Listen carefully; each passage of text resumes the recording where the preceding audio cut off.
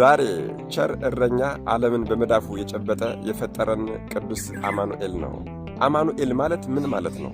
በነገራችን ላይ የዚህን ስም ትርጉም ለማወቅና ለመረዳት ምስጢረ ሥላሴንና ምስጢረ ሥጋዌን በደንብ አድርጎ መማር ያስፈልጋል።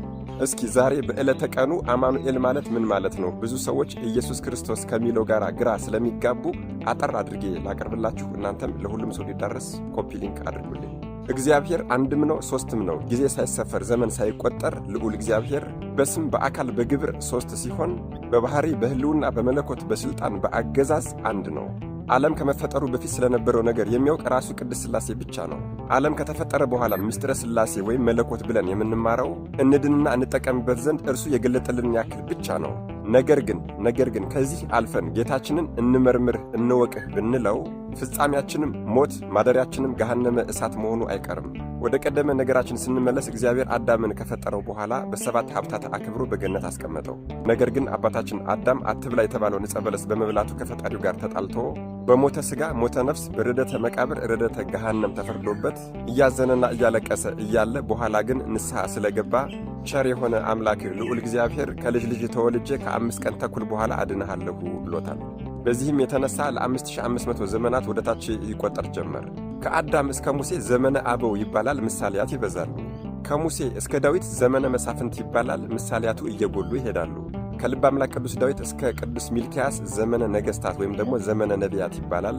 በዚህ ጊዜ ደግሞ ትንቢቶች ስለ መድኃኔዓለም ኢየሱስ ክርስቶስና ስለ እናቱ ስለ ቅድስት ድንግል ማርያም እንደ ጎርፍ ፈሰዋል።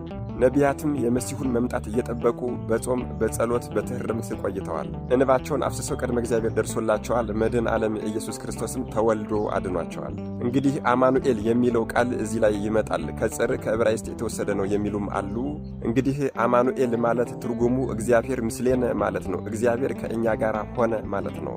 አዎ አማኑኤል የሚለው ቃል ምስጢሩ እጅግ በጣም ሰፊ ነው። አዎ አማኑኤል ማለት ከሥጋችን ሥጋን ከነፍሳችን ነፍስን ነስቶ በፍጹም ተዋህዶ እኛን ሆነ መሰለ ማለት ነው። በሌላም አነጋገር አማኑኤል ማለት አምላክ ሰው ሆነ፣ ሰው አምላክ ሆነ ማለት ነው። እጅግ በጣም ይገርማል። እግዚአብሔር የሰው ልጆችን የወደደበት መጠኑ፣ የፍቅሩ መጠን በጣም ይገርማል።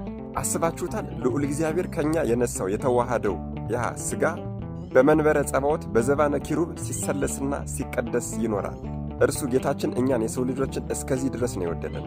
ስለዚህ ጠቅለል ስናደርገው ፈጣሪያችን በሦስትነቱ ሥላሴ አብ፣ ወልድ፣ መንፈስ ቅዱስ ሲባል በአንድነቱ ደግሞ እግዚአብሔር ኤልሻዳይ፣ አዶናይ፣ አልፋ ወኦ፣ ቤጣ፣ የውጣ፣ ኦሜጋ እያልን እንጠራዋለን ማለት ነው።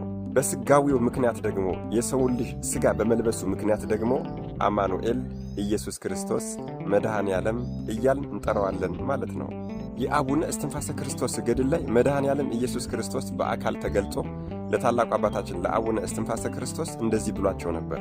የስሜ ትርጓሜ አማኑኤል ማለት እግዚአብሔር ከእኛ ጋር ሆነ ማለት ነው። ኢየሱስ ማለት የዓለም መድኃኒት ማለት ነው። ክርስቶስ ማለት የከበረ ክቡር የሚያከብር ማለት ነው። ማስያስ ማለት መሲህ የእግዚአብሔር አብ የባሕሪ ልጅ ማለት ነው። መሲህም ማለት ለመንግሥትና ለክህነት በድንግል ማርያም ማኅፀን በተዋህዶ የከበረ በመለኮቱ ሁሉን ሰጪ የሆነ በሰውነቱ በተዋህዶ ከበረ ማለት ነው ብሎ ነግሯቸው ነበር። ቅዱስ ቸር የሆነ አምላክ መድኃኔ ዓለም ኢየሱስ ክርስቶስ አማኑኤል ከበዓሉ ረድኤት በረከት ያሳትፈን። አስተዋይ ልቦናና ሰሚ ጆሮን ይስጠን። አሜን። ይቆያል።